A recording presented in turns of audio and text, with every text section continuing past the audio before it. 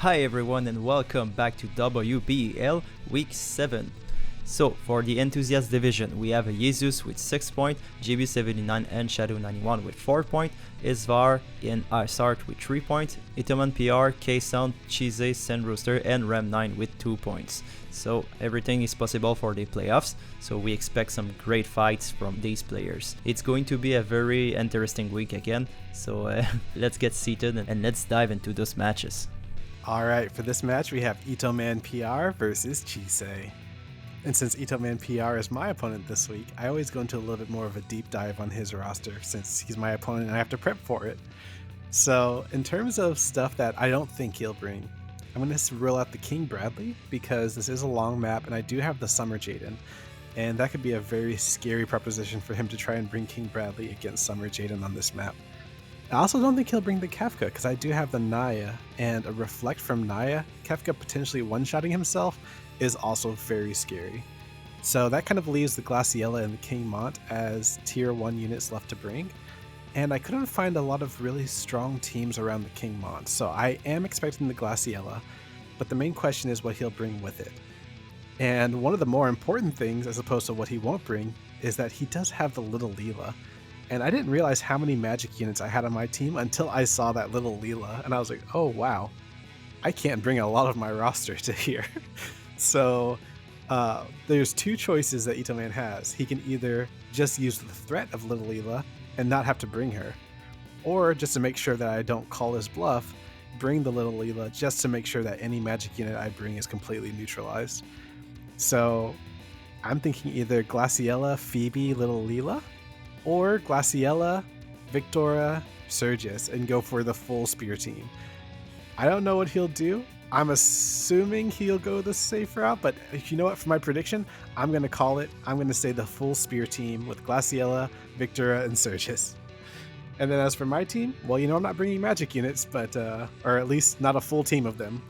So you'll just have to watch the match and find out what I brought. Alright, so here we have Itomanpr against Chisei. So on Itoman's side we have Glaciella, Phoebe and Little Leela. On Chisei's side we have Mariel, Bartz and Zazan. So let's see how it went. Alright, here we go with my match here against Itomanpr. I was very scared of the Little Leela. I had no idea how many magic units I had on my team until I went against his Little Leela. So in turn, for prep this week, I decided to finally bring out the Bartz. I was really excited to bring out this team, so we'll get to see how it does here. I did bring out the haste removal because so I saw that also come out from Itoman's side. That's such a big thing. But also for Zazan there, I have Celis's TMR, which nullifies Silence and Berserk, because I did not want to get caught out with both the Little Leela or the King Mont from Itoman's side. So here's the haste coming out from Glaciella. Oh man, that Little Leela starting apart at the other side, that might be brilliant.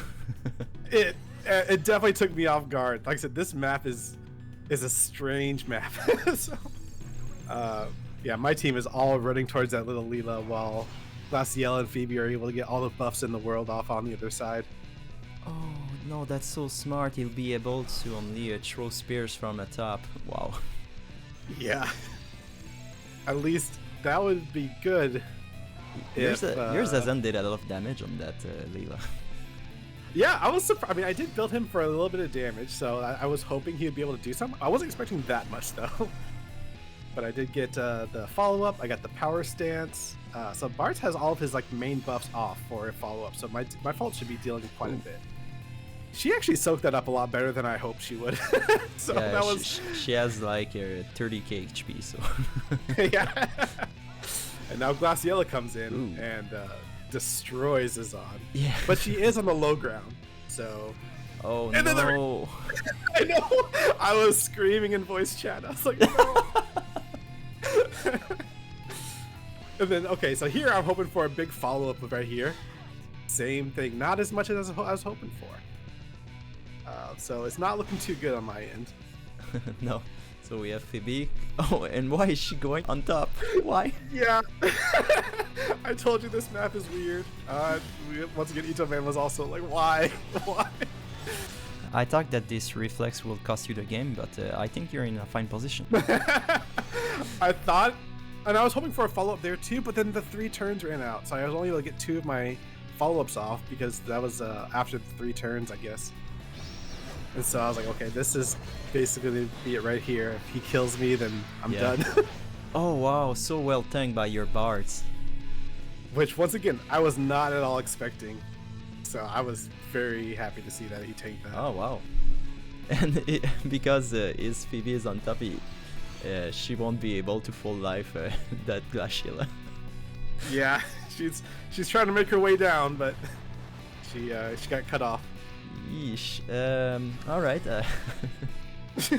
Honestly, I think that the strategy coming from Itoman was very clever. That was really a good idea.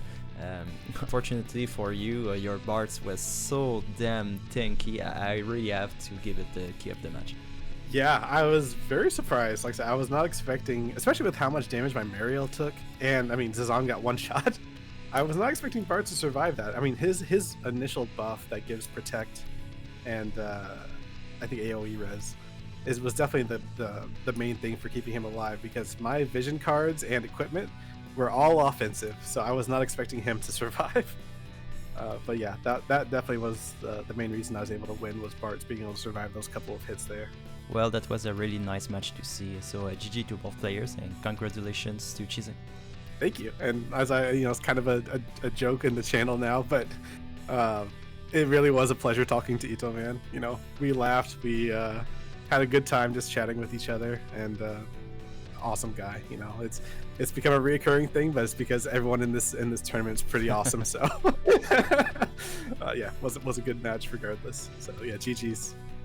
For this matchup, we have Ksaun versus Isvar. On Ksaun's side, I'm predicting Jaden Rundal, Lucia, and Titus. So this map I think can be very good for range units. Once again, take a shot every time you hear me say that. But from the spawn, you already basically have the high ground if your opponent starts on the low ground. And if they start right across from you, then it's not quite flat, but it's like a gradually elevated surface that you don't have to worry too much about range height problems that gunners sometimes have to face. So I think that could be very good. And with a special shout out to Titus, particularly against Isvar, because Titus is one of those tanks that's only really good at 2 things. One is missile res, the other is pierce res. And with Isvar and him and his King Elda, I think having that pierce res could be really clutch in this matchup. And which brings me over to Isvar's side. I'm starting with the team, I'm beginning with King Elda as a baseline. So assuming he's going to bring King Elda, what units work well with him? And I think for this matchup, Kefka and Valade could be very good. So King Elda, amazing tank, especially if he gets his buff off, and this map should be long enough for him to do that. I'm not sure how well he could tank magic missile damage. That I'd have to see if that matchup ends up happening.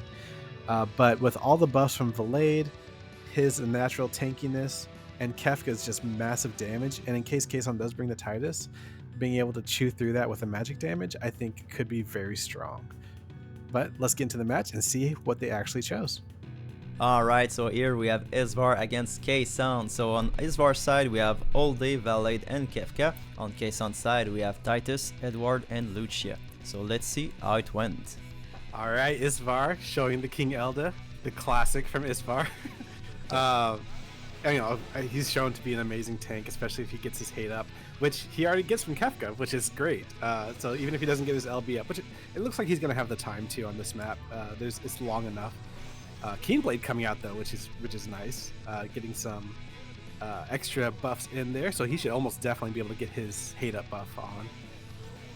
But yeah, so that's over from Isvar's side. But Ksaun's side, he has Titus, which is a really interesting tank because he's very good against missile and pierce, but very, very bad against magic and slash. So I'm actually curious because King Elda is a pierce unit, so he won't be able to do too much damage to the Titus. But Kefka is going to be a problem. I am very concerned about how Titus is going to be able to tank up this Kefka, but hopefully he'll be able to survive a hit or two to be able to let Edward and Lucia get their damage off. And here comes the hate buff from King Elda with a protect and unit res, all that good stuff that you want to see from a tank. I'm really then- concerned about Lucia's position because she's really close to our teammates. Yeah, and Not much damage coming from that Lucia. It's concerning. exactly. I was surprised to see only 3,000 from both the Edward and the Lucia. This could be rough, especially with they're all grouped And up. there goes too. the Kefka. Oh man. This could be bad. And not only they didn't took a lot of damage, we have Valet in the background ready to heal. So now Light of Judgment and killing that Lucia. Yeah. Yeah. That's a lot of damage. I mean, I'm surprised the Titus lived, but yeah, that's so gonna be little hard to come back damage from. again. He didn't add a lot of AP, so it was probably his last shot, unfortunately. And the heal coming. So unfortunately for Ksaun, I think that it's done. Especially if that LB lands with confusions. Oh yeah, for sure. And yeah, of course it did. Yes. Yeah, that's rough. Unfortunate. But man, wow, that was incredible of a match. I was not expecting that level of tankiness coming out from Isvar's team. Yeah, as always, Isvar, his team is very bulky and also has a lot of damage. The thing is that I don't know what was Ksaun's strategy, but probably that he wanted his opponent to start at the bottom so that Lucia could sharpshoot. It didn't happen.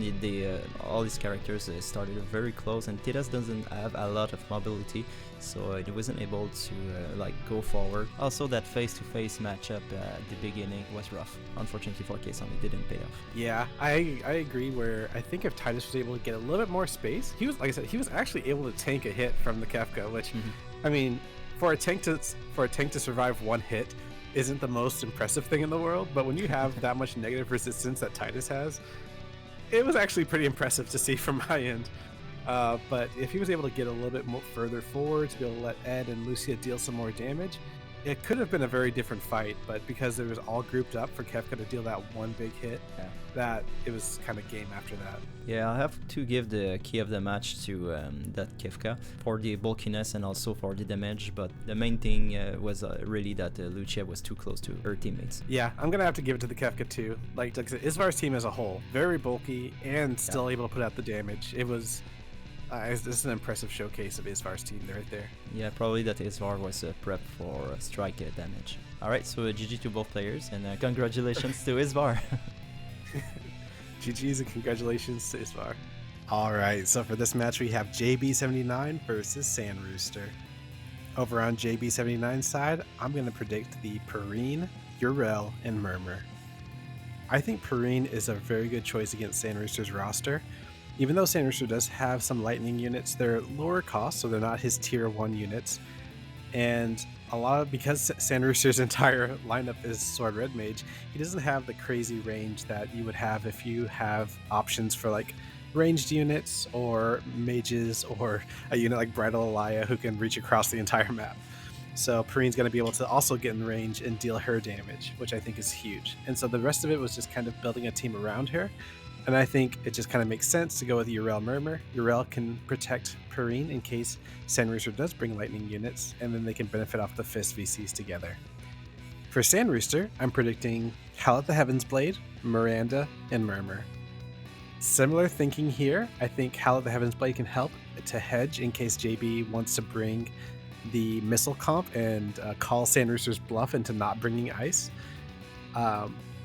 But, I mean, while still being a really strong damage dealer. And I don't think that JB would bring Kefka because the water threat on Sandrooster's side is too high. But in case he does, that's why I chose the Miranda as the second tier cost.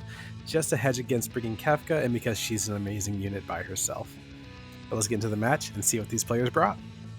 Alright, so here we have GB79 against Sandrooster. So on GB's side we have Mariel, Perrine, and Dia. On Sandrooster's side we have Murmur, Aulette, and Miranda. So let's see how it went.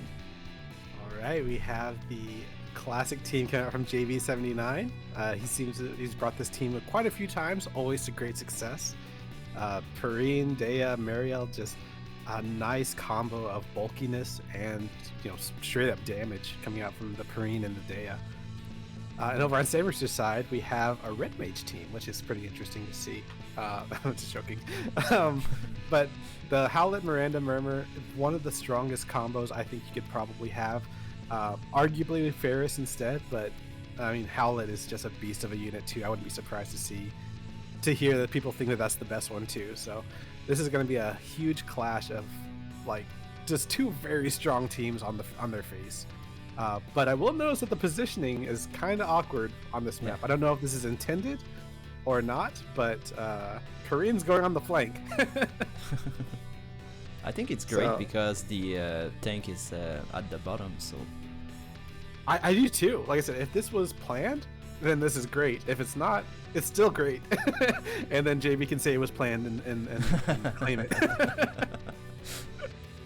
So Banishka, not a lot of damage coming from that Mariel. So fast cast.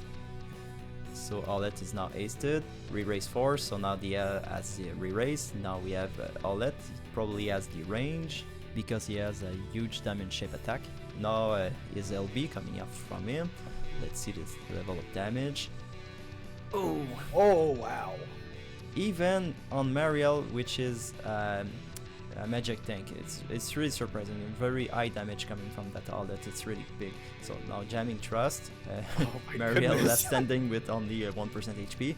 Now we have Mariel dispelling Trust. A lot of damage on that Perrine, honestly. So now we have Olet Howlett again. Yeah, he lapped the team. Man. And re-raise coming up from Dia. She really has to do a lot of damage. Yeah. Okay, so that's big. Yeast is also off now. So and she didn't move. Subject. Oh wow! Oh, nice. Good. So one-shotting that Miranda. Yeah. Yes. I'll say if she didn't one-shot that Miranda, the match would. I think it's over. But now it's back to interesting. Yeah, that's rough though. The Night Blessing might seal the deal with that physical barrier coming out. It's gonna be hard to one-shot your way through that one. Yeah, because I think that Perrine doesn't have any barrier break. I think you're right. She has her own back, but if she's dead, she can proc it. Yeah, and I was right about to say, she survived! I was about to say, I thought he had the damage, and I saw 7,000. Yeah. Oh, wow, yeah.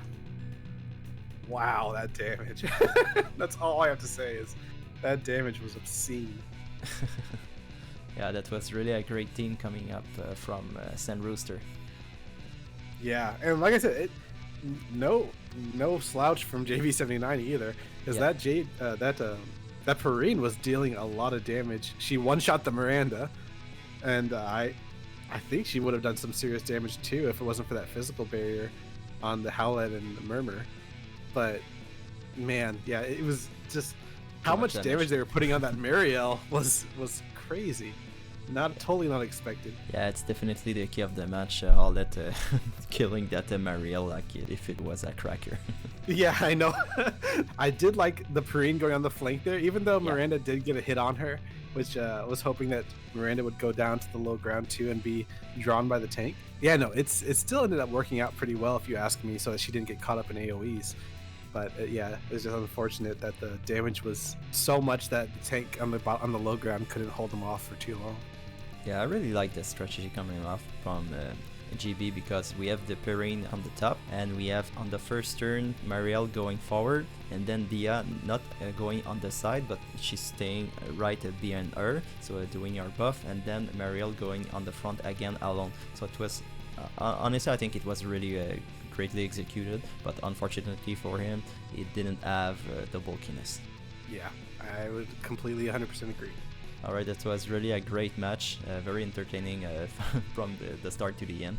So GG to both players and congratulations to Sandrooster. Yep, GG to both players. For this matchup, we have Ram9 versus Shadow91.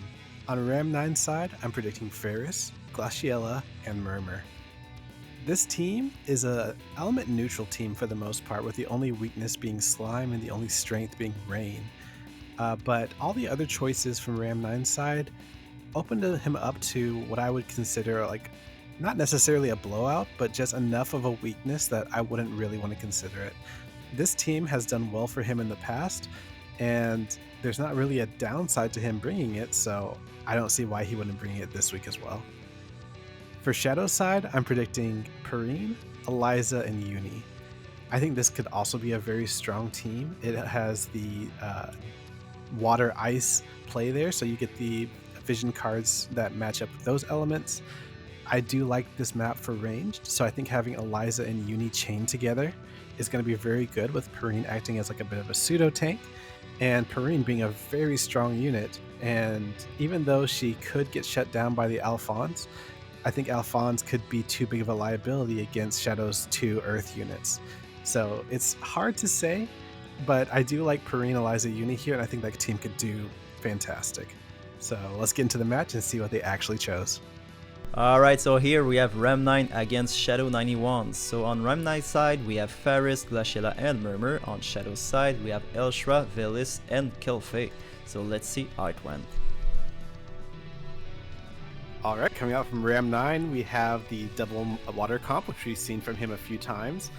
And that team has put in work quite a few times also. Don't expect any difference here. It's definitely going to be a harder fight for Shadow. Coming out from Shadow's side, it's a very interesting comp. I don't quite know the synergy in terms of VCs or in terms of a synergy. All I know is that it's a team that's going to hit very hard, and it's going to be a lot of magic damage, which is going to be a lot harder to prep for. So I wouldn't be surprised to see Shadow's team putting in some serious work, as long as the vision cards and stuff like that worked out for them. So I'm really excited to see. I mean, that's the main thing. It's like, I've seen Ram9's team. I've seen the work it puts in. But for Shadow's side, I have not seen this comp come out from him, and I'm really interested in seeing it, especially the Kilfe, which I don't know if we've seen at all this season. I really like Shadow's team, and I think that Kilfe is going to be really great against Ram9's team. Which is really funny, because Ram9 used Kilfe a lot in WDL, so... Well, here we get to see the damage coming out from the Kilfe. Oh wait, the casting time's a long one. Yeah, it's what I thought. Yeah, Kilfe has really high single target resist and a lot of resistance to physical attacks. So yeah, she tanked that. Oh, I was saying, she tanked that very well, but not the second hit there. Oh, Faris is a monster. Whoosh. Yes. Okay, so sorry, Shadow. Well, like I said, Elshra I know can also hit very hard, so I wouldn't be surprised to see this doing a lot of damage here. It's not as much as I'd hoped to see, with her being the last main DPS, and wow, that Glaciela, oh my goodness. Well, I mean, I won't count Velis out either, because I know Velis, there's another match I'd seen where Velis has hit incredibly hard, so I can totally see it happening here too, but let's see. Not as much as I'd hoped to see. Yeah, the thing is that Faris has a very high AoE resist, and at this point Velis will just cast big AoEs, so I don't think he'll be able to to make much damage from this point. Yeah, even if he gets a turn here, he's just going to heal himself back up again, so... Yep. And it doesn't look like he will, so... yeah, wow. I mean, as I mentioned from the beginning, that team from Ram9 is really good. Like, we've seen it put in the work, and that's why I was like, I knew this was going to be a hard match from Shadow from the beginning, because that Faris Glaciela comp is just very strong coming out from Ram9. I would have been really interested in seeing the damage that Kilfe would have done there, but just the casting time was a little too long. Yeah, she's really slow. I really didn't saw that Faris one-shotting that Kilfe coming. Absolutely not. I don't understand. I don't either, because seeing how much damage the Glaciela did, I was like, okay, well, I think it was only around 2,000 damage, so I had no expectation of the Faris cleaning her off there, but I mean, she did. So, yeah, that was impressive. Once again, just impressive show of bulk and damage coming out from Ram9's side. Yeah, I'll give the key of the match to that Faris. Damn. Yeah, I mean, I'm gonna have to say the same. That damage was incredible. I mean, just the Faris killing the Kilfe, and then the Glaciela doing 11,000 to the Elshra. I mean, they both pulled their weight. Well, but the second one didn't surprise me at all. Well, that's true. Yeah, MR unit, but yeah. But yeah, I guess the key of the match would be Faris killing the Kilfe before she was able to get her cast off. Yes. Because once again, that cast could have been deadly. I have no idea, but I mean, judging by how much damage Ram9 took from the rest of the abilities, I don't know. I'd be interested in seeing though. All right, so GG to both players, and congratulations to Ram9. Yep, GG's to both players. For this matchup, we have Iceheart versus Jesuslbl. On Iceheart's side, I'm going to predict Dark Fina, Halloween Lucia, and Zazan. So when prepping against Jesuslbl, you really have to prep for the world. You have to prep for range damage with Bart's Uni. You have to prep for Sephiroth and Edward, who are just top tier damage dealers. Ferris, who's also up there as a top tier damage dealer and super tanky. It's really hard to prep against a lot of stuff from Jesuslbl, but I will say the one saving grace that Iceheart has is that almost all of his DPS are physical. So Halloween Lucia with her barrier could help her close that gap and bring her into range to deal damage to Jesus' team.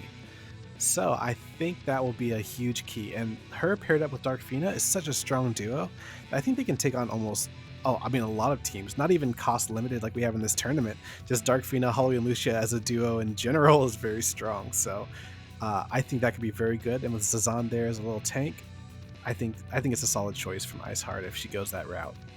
But from Jesuslbl, I feel foolish if I were to predict anything besides Bart's Warrior of Light Uni. Like, it's a team that's just consistently shown to be strong. It's undefeated, and this map is good for it. It's a long-ranged map.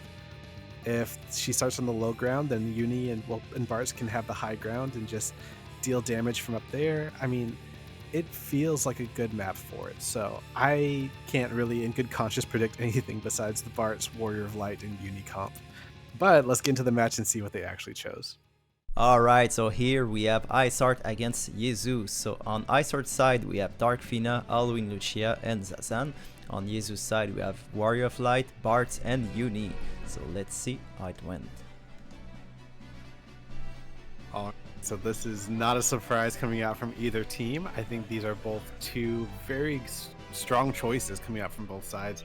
I mean, what more can I say about Jesus' team? It's disgusting. It puts in the work every time I see it. But coming out from Iceheart's side, the Halloween Lucia with her barrier might be massive. And if Dark Fina can survive the initial hit, then her having re-raise will be huge too. So Uni already getting out with that arrow fall right off the bat. And then Zazan, the Keenblade, that will help close the gap a lot quicker. Oh, but he's going on the side. Interesting. That's interesting. Okay, with the haste. Oh no. Okay. That's less interesting. Okay, so the party is coming down. Well, this might be really good for Iceheart because I think there's like a height range 1 where Uni can benefit off the follow-up. And if he's not on the same height range 1, then he won't be able to benefit. Oh, but he is for that attack. Oh no. Yeah. And she didn't have time to cast that re-raise. She did not. So that was unfortunate. But and then Zazan's blocking her from being able to attack here. This is not off to a good start. But Uni might not be at a height range 1 for this. Oh, never mind. Maybe it's height range 2. I don't know. I don't know what I'm talking about. Yeah, I didn't like the starting buffing from Iceheart because I really would have liked her team to go forward fast, but instead both mages went backward to buff. So let's see. Yeah, I did like the Keenblade and I did like the haste. And if she survives, which she did pretty handily, she might, because this team probably doesn't have a lot of survivability. So, oh wow. He tanked that much better than I expected. Yeah, that was it might be gonna be really hard for Iceheart now. Though I think he's out of follow-ups. So, and she gets to go again. This could be massive. Oh. Okay. Okay, we have a match. Okay, I said nothing. Iceheart, you're a genius. Wait a minute. Because like I said, I was counting her out, but this... but I mean, I'm also not counting Uni out, because that was also quite a bit of damage. I think that she already used her LB, right? Yes. Oh, that was the LB. Oh my gosh, it's down to the wire. No, because the LB has some heal back, and she didn't proc it, so... Her LB is the one that gives her the follow-up that she's been using the whole time. Yes, and it also heal herself. But now with Oh. Zanket, I don't know how to repronounce this. But Oh no! Oh no, not but even. she lived. Oh my gosh, this is. Oh, she had the heal. Oh my goodness! What is this match? Is it finally the first one to take down Jesus' team? Wow! Wow! The unstoppable team has finally been taken down. That was incredible. That was such an intense match. Oh my. Yeah, because once Dark Fina was sniped off of in the beginning, I was like, okay, you know. Yeah. I'm gonna try and try and announce to keep it interesting, but it's kind of over, you know. It was like maybe there'll be something that will clutch it out, but I mean there was no need for it because Holloway and Lucia just went in and destroyed everything. That was impressive. Yeah, that was awesome. Yeah, and once again, like I said, it's not like Jesus' team didn't go down swinging.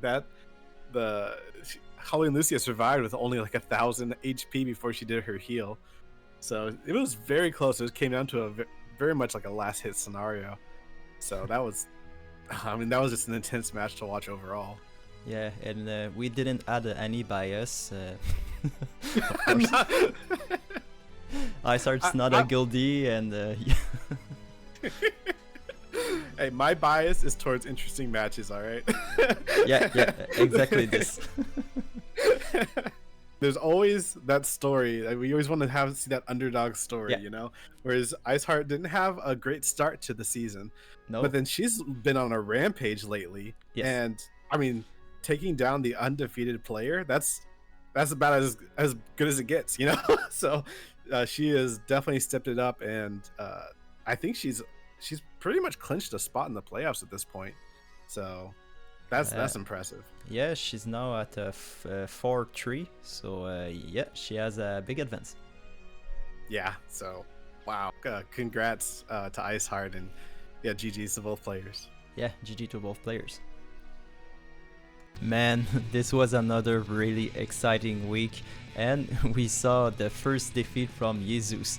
So for the final standings of week 7, for the Enthusiast division, we have Jesus with 6 points, Isvar, GB, Iceheart, and Shadow with 4 points, Chisei, Sandrooster, and Rem9 with 3 points, and finally Itomanpr and Ksaun with 2 points. So at this point, everyone can still clinch the playoffs. It will be really hard for those final 5 players to reach the 6th place. I wish them luck because we have some really tough matchup coming in. Again, thank you everyone for watching this video, and please don't hesitate to leave a comment or simply a shout out to a player or a moment in the game. Your words are fuel to us. So yeah, thank you again for watching, and see you in the next video. Thank you, bye bye.